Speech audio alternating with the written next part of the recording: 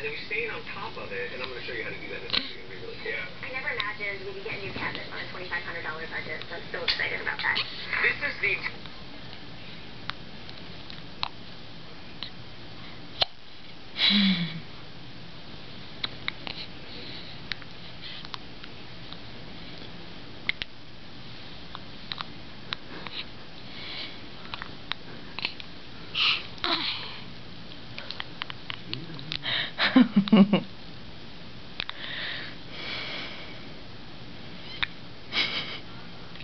Say hi.